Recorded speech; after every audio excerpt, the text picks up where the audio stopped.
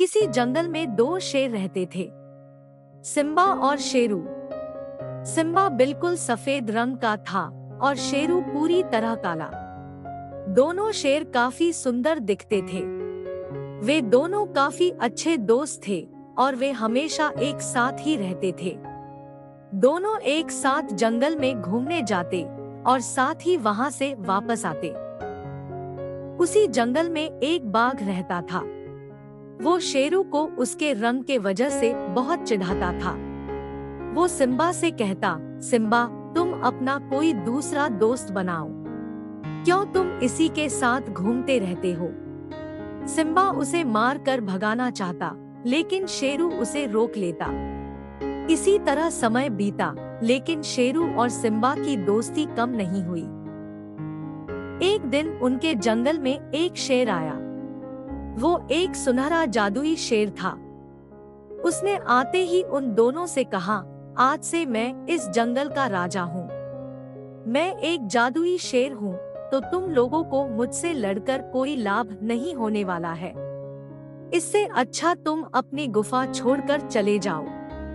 अब दोनों दोस्त वहाँ से निकल जाते हैं और जंगल के बीच कहीं रहने लगते हैं।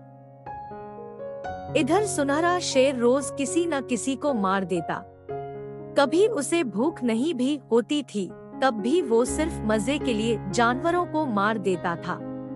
पूरा जंगल उसके आतंक से परेशान था। एक दिन शेरू जंगल में घूम रहा था। उसने देखा कि एक हिरन मरा हुआ था और वो बाघ घायल पड़ा था। उसने शेरू से बताया, सुनो दोस्त, मुझे उस शेर की एक कमजोरी पता चली है। जब वो भोजन करने लगता है, तब उसकी शक्ति काम नहीं करती।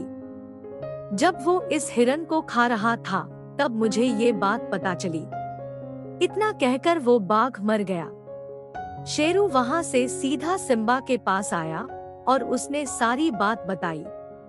थोड़ी देर तक सोचने के बाद शेरू एक योजना बनाता है। वो दोनों एक पत्थर के पास चले जाते हैं। ये पत्थर बिल्कुल काले रंग का था और शेरू उसी के पास छिपकर बैठ जाता है। अब शेरू बिल्कुल भी दिखाई नहीं दे रहा था। इसके बाद सिम्बा उसके पास एक मरा हुआ हिरन रख देता है। थोड़ी देर बाद जादुई शेर वहां आ जाता है। हिरन को देखकर वो खुश हो जाता है। उसे बिना किसी मेहनत के शिकार मिल गया। वो हिरन को खाने लगता है और इधर शेरू को इसी बात का इंतजार था। वो तुरंत उस शेर पर हमला कर देता है।